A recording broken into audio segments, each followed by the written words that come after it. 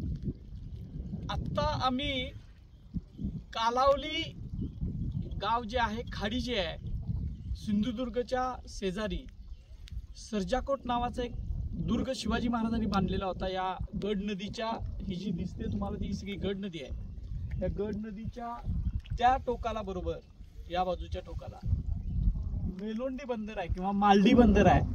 ह्या मालडी बंदराचं वैशिष्ट्य असं आहे की खूप खोल आतमध्ये हे बंदर आहे आणि या बाजूला जर तुम्ही बघितलात तर ही खाडी आहे, ती कालावली नदीची, गड नदीची खाडी आहे। पाठीमागच्या बाजूला खोतजुवा नावाचं एक बेट आहे जे खाडीमध्ये तयार झालेलं आहे आणि ही जी काय गड नदीची ही खाडी आहे, ही जी सरळ जाते ती त्या मालडी बंदरापर्यंत जाऊन पोहोचते। शिवकाळानंतर जो भरतगड, भगवंतगड बांधला, ते रामगड बांधला, हे या बाजूला आहेत। पण या खाडीचं मराठ्यांच्या इतिहासातलं महत्त्व हे आहे की शिवाजी महाराजांनी जी बसरूरची जी स्वारी केली, पहिली समुद्राची जी स्वारी केली, स्वतः महाराज खासा ते आरमाराचं नेतृत्व करत होते, ती जी स्वारी आहे ती मेलोंडी बंदरातून म्हणजे मालडी बंदरातून सुरुवात झालेली होती आणि याच खाडीतून मोकळ्या समुद्रामध्ये सर्जेकोटाच्या बाजूने ती बाहेर पडली आणि बसरूरवर जाऊन शिवाजी महाराजांनी छापा टाकला। ही इतिहासातली शिवाजी महाराजांच्या प्रसिद्ध खाडी आहे। या खाडीमध्येच हे आपल्याला जे दिसतं, मी आज आता जिथे उभारलं ते ठिकाण जे आहे ते इथली स्थानिक लोक त्याला पांडवकालीन बंधारा म्हणतात।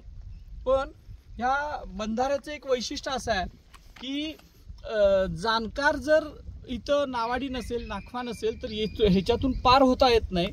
आणि हा जो बंधाऱ्यामध्ये एक मधल्या ह्याच्यामध्येच एक असा टप्पा आहे की ज्याच्यामधून मोठी जहाजं 1-1.5 टनापर्यंतची, 2 टनापर्यंतची जहाजं पार होऊ शकत, भरतीच्या वेळा फक्त पार होऊ शकतात, नाहीतर या ठिकाणी ही जी काही खडक आहे ह्या बंधाऱ्याला ती तटून राहतात।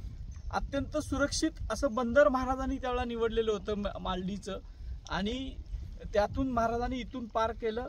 आणि हे जे बंधारा आहे हा जरी पांडवकालीन म्हणत असले तर आपल्याला सगळ्यांना माहित आहे की सगळेच गोष्टी आपल्याला आपण पांडवकालीन वगैरे म्हणतो, पण शिवाजी महाराजांनी विजयदुर्गच्या वाघोटनच्या खाडीत समुद्रामध्ये आत जी भिंत घातलेली होती तशाच पद्धतीची पण खूप मोठी एक भिंत नैसर्गिक या सगळ्या खाडीचा उपयोग करून ही बांधली गेलेली आहे। इथं मोठे मोठे चिरे टाकलेले आपल्याला दिसतात आणि शिवछत्रपतींचं एक वेगळं द्रष्टेपण सुद्धा याच्यातून आपल्याला लक्षात येतं।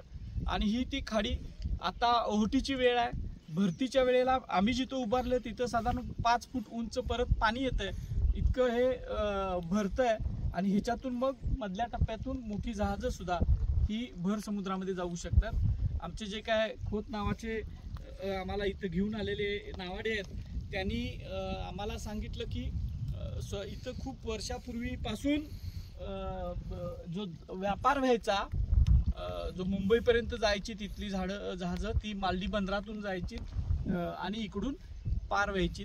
हे एक वेगळ्या पद्धतीचं एक शिवकाळातलं शिवाजी महाराजांनी तयार केलेलं एक वेगळं खाडीतलं एक युद्ध स्ट्रक्चर आहे असं म्हटलं तर चालेल।